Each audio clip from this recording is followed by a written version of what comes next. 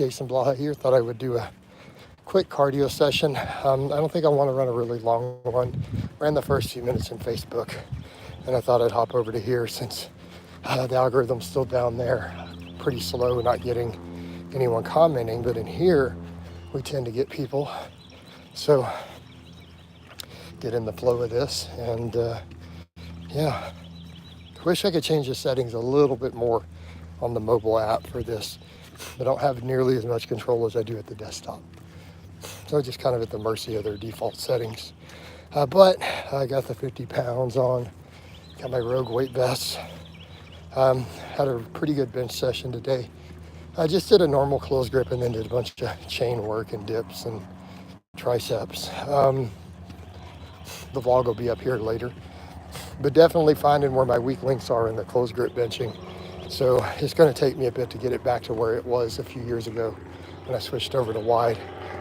But I mean, that's its own set of problems. Like that almost needs to be its own topic in a video or even a live of why I don't listen to other people as a general rule. And I don't take people's advice, because I was doing great with close grip benching. I had close grip to 365.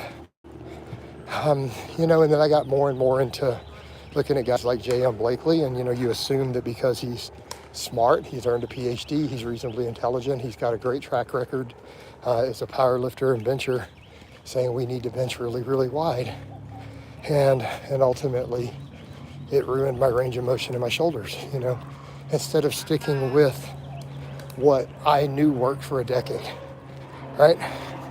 So that's a case of when I have a recipe for success down on something that works really, really, really well. Hey, Coach, what's up, Peppermint? When I have a recipe that I know works really, really well and is proven, I need to not change it just because someone with a PhD and a 600 bench says, hey, you should try to do this instead. Okay. And that's a problem, so I did that, and I went to the wider grip benching and created some issues.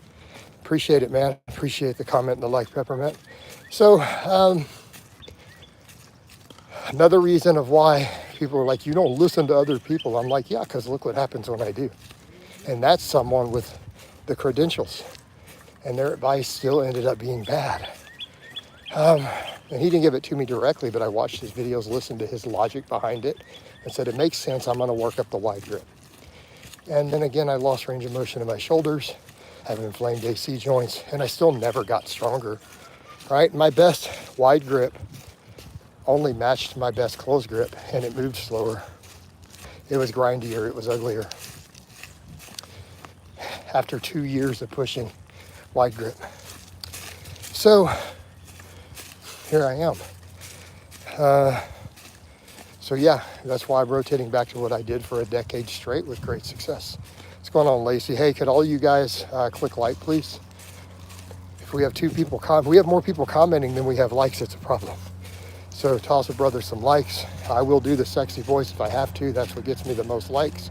So here you guys go. Hey, Daddy wants you to press that like button for me. Go on ahead and press my button. You know you want to. All right, so hit the like, guys and gals. All right, so would you recommend going back to closer grip bench? I've been learning how to do wide grip. Depends on the person, Peppermint. I mean, I used to kind of agree with Wendler on that years ago. Look, as you start to get older, it's one thing when you're young and chasing a high max bench. It's another thing as you start to get older, your shoulders are gonna do better in the long term if you're doing the closer grip. And that's something I said for a long time. And, so ultimately, I think it's going to depend on your age and your wear and tear. But I can tell you my experience with it in your 40s, wide grip benching probably doesn't have a good place. If you're in your 20s and you're strong and you want a really big bench, I think wide grip can work. I will never do that grip. Chad, I won't even say that word because that'll mess my algorithm up. Let's call it the false grip. You will never see me advocate the false grip. Because that can bang your shoulders up too. So let's not even get into the issue of the slippage, but it's really hard to stack your wrist with a false grip. and you still end up putting torque on your shoulders. I get that you have that freedom of movement, but you'll get that same freedom of movement. You'll get that same lat lock-in that you're looking for if you learn to engage the lats and squeeze the bar harder, right? You squeeze the bar as hard as you possibly can, and then lock the lats in, you'll get that same thing you're hoping to get from that false grip. It's just my opinion, and it's safer. Yeah, I'm never gonna recommend the false grip. I've seen too many problems. People drop it all the time. And then the same thing, if anything slips wrong, you're right back into hurting your shoulders if it gets into a bad position. Because if it gets back into your palm, it's a problem. So if you can keep it perfectly balanced, sure, you might get that same shoulder benefit. But as soon as it moves into the wrong position, you're back into putting the torque and stress that you don't want on your shoulder joint just by the hand slipping the wrong way, especially at the bottom. So again, just my opinion on the false grip. I think false grip can be fine for pull-ups and things. I'll never do bench, I do dips too. Okay. I mean, I worked dips back in this week. Like I said, I have a love-hate relationship with dips. Phenomenal exercise, but if it goes wrong, it goes really wrong. So people have to check their ego on dips. You know, they really do need to check their ego. Like people maxing out on dips, that's one of those where I'm just like cringe. Like, I get it's a phenomenal pec exercise, it's a great tricep exercise, but it's not worth ripping a pec off the bone over, which is what we see happen. Or even worse, the ring dips. The ring dips are really what mess people up. That's the worst one. That's where I see all the pec tears. The pec tear rate is way higher on the ring dips. Like look at the CrossFit Games. How many people pop a teddy at the CrossFit Games on the ring dips every year? Should tell you a lot about it. Rotate dips is an occasional exercise replacement for bench. I don't think it can replace the bench.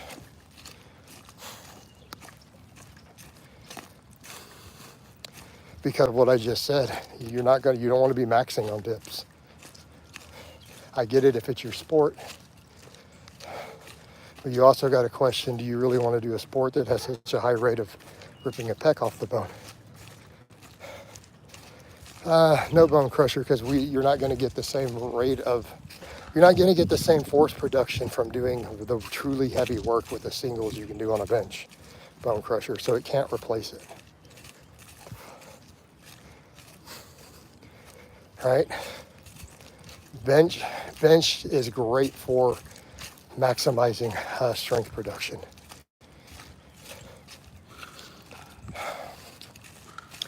And it's safer than dips for that purpose. Dips are a phenomenal muscle builder though. Right? To be clear, I do Olympic lifting as my base, so bench isn't really a thing for me. So are pec tears really just from raising too much weight, or is there more nuance? On the dips, using too much weight and then dropping lower than you're used to, right? Accidentally having too much weight forcing you into a stretch that you're not used to doing on the dips is what tears pecs.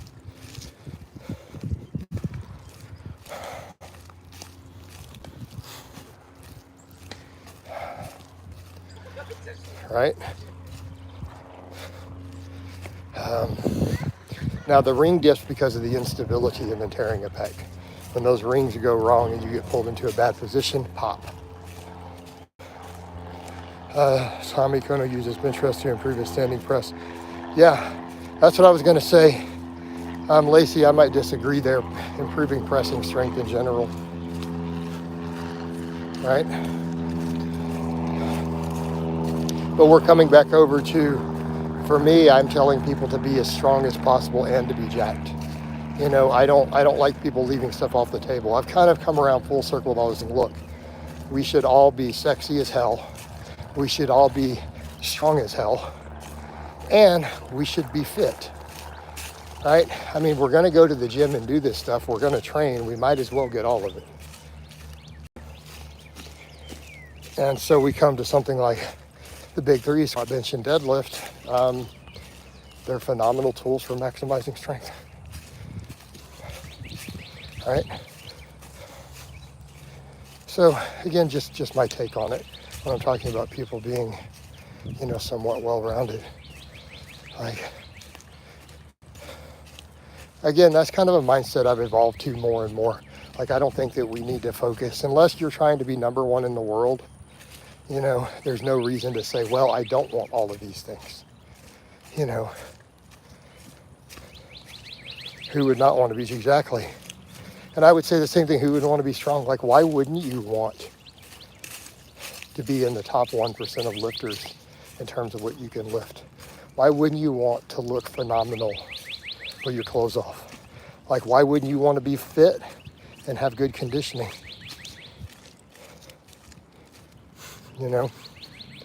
Hey, Lacey, except that you're kind of missing the other part.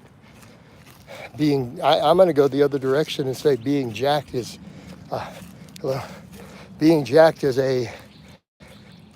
tool to get stronger. Like, just being strong, pure. I mean, in other words, you're not going to get very jacked doing singles all day long. Okay. Hypertrophy work will always raise your strength ceiling. The other thing, we're talking long game.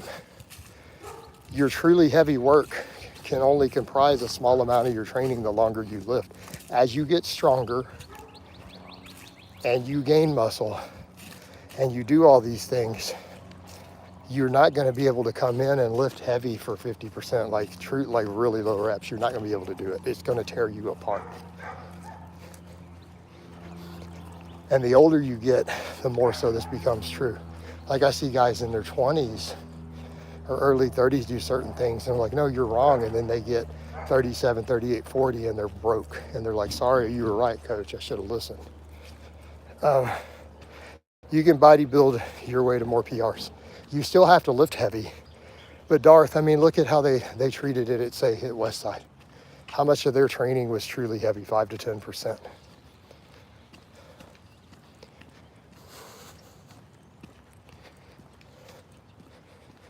Right? And Lacey, that's the point. You have to build big muscles to get strong. So it really works the reverse direction. It's not get strong to get big. No, it works the other way. You have to get big to get strong. If you want to get really strong. And then again, keeping in mind, I will say that definitely for drug-free people or moderate gear users, like people who are not going ham in the drugs. So naturals obviously are not going hard in the drugs also. Neural drive from lifting heavy will carry over to higher quality hypertrophy work.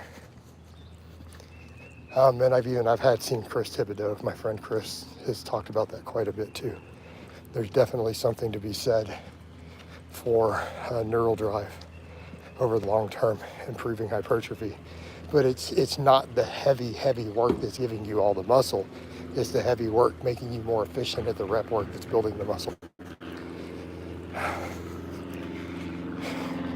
You got to eat a bit too to have, you have to eat, but you don't have to necessarily bulk per se. Right? There's no evidence for that. That's where guys like Paul Carter, Minnow, myself, we're all trying to tell people that there's no evidence that gaining fat will help you gain a single drop of muscle. There's none. So in other words, yeah, you can lean bulk all the way up to as big as your structure is going to allow for, or your hormone profile, right? And I say hormone profile because I don't just say natural or enhanced, because your hormones are going to go down with age. So your testosterone levels and HGH levels and everything when you're 25 are not going to be the same as they are at 50. Sorry. They are going to go down.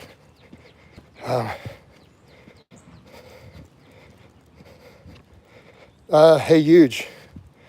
Why would you say something that dumb? I know that you're a troll when you're saying that. Who told you I'm bulking?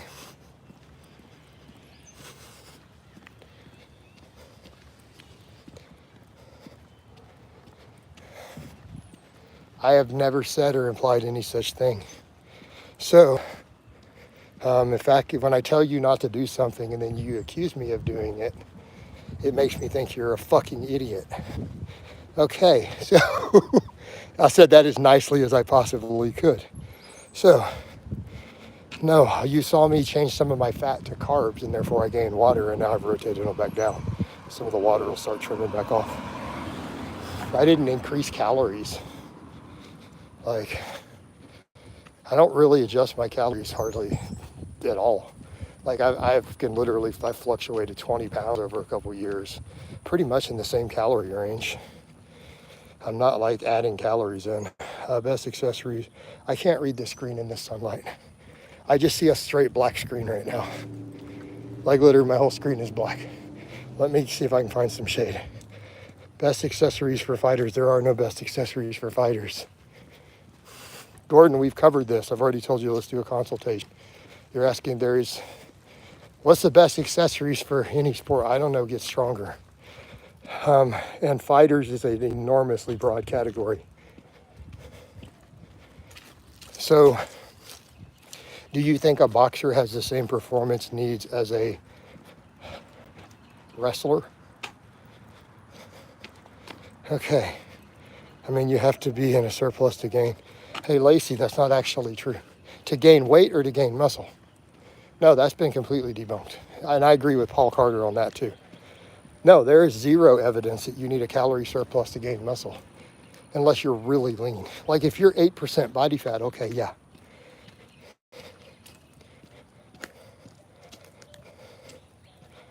Hey, James, how do you know that you gained muscle? Did you test that on a DEXA scan, or did you get better leverages on your lifts from the extra body fat? And therefore some of the lifts increased a little faster because you got fatter, and it made the lifts easier. Because again, you don't have evidence to support that statement. You prefer wide grip or closed grip bench. I'm having to go back to closed grip huge. We've discussed that a lot. I can't read my screen, guys. I got to figure out what I'm going to do about that situation with the sunlight. Or if I can find a way to make the screen brighter. Because once the sun is out and I'm on the street and not under tree shade, I can't read. I can almost see the names. I can see that Lacey posted something, I think. That's all I can see. So I can't see any individual words, unfortunately. Maybe get some of the pollen off the screen. Thanks, Bill. Yeah, I'm gonna have to give up on reading. I can't read anything you guys are writing. So I can't make out a single word that anyone's saying. I can see your names. I'm gonna walk back towards the house. Again, the downside of living in a bright, sunny state, and I'm gonna do these. So there's gotta be some way I can do something with the screen to fix this for future vlogs. So yeah, this is when the trolls can all post whatever they want. I won't be able to see it. I have no clue what anyone's writing. All right. Okay. Maybe you're on gear. Do you program front squats for some of your lifters? Very rarely. Time for a new phone. This is a fairly new phone. Coach, give us some out by. No, I'm not doing that. Yeah, there was a recent nobody streams they were walking. Yeah. Well, I mean, I do it successfully most of the time, but occasionally it's the sun. And I'm just surprised it's this bad sometimes. Like, it's not consistent. There we go. Okay, the trick is get the sun behind my head. All right. Or even Zercher. I think Zercher squats are stupid unless you're a grappler and they're sport specific only. I would never use them as a primary. He said he just does modeling. Who's he? What are we talking about? Who's modeling? What are we? I missed whatever was above because I couldn't read the comments. All right. Just like anything. Yeah. I have no idea. I've lost the words again. Would they fit in an assistance? No, Zerchers have no place as an assistant either. I'm going to be honest. Like, I think Zerchers are one of the stupidest exercises of all time. Like, I really think they're stupid as hell. But I can see a place for a grappler using them some. But why? Like there's other things. I mean, you're limiting your leg development with a squat variation. I mean, so I get it for a sport specific for a grappler, but maybe near the end of a workout, I would never, ever, ever use them as a primary. And I don't think anyone who should do them who doesn't grapple, like I think it's a complete waste of time, unless you're a wrestler or BJJ. I don't see why anyone would waste their time on a Zercher. Are you going to subscribe to check out Jason's picks?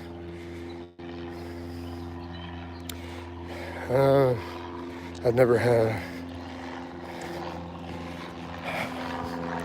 Hey Lacey, why do you argue with trolls? I mean, no offense, but you do realize that's how you get them to stalk you and to mess with you, is to engage with them. Make sense?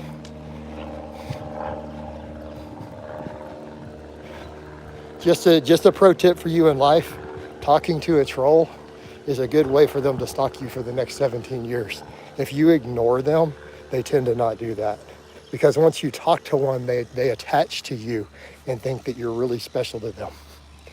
Like if you just ignore them, the best thing you can do. I'm one of the few people who hasn't been able to pull that off. That's my general advice to people, right? Just don't talk to them, because you use your real name, you know what I mean? You're setting yourself up for problems by talking to one of them, because you know he's a troll. All right. So I'm going to go ahead and wind this down, guys. Finish my cardio, all the cardio I wanted to get for the day. I need to get some food in. Talk to you guys and gals next time.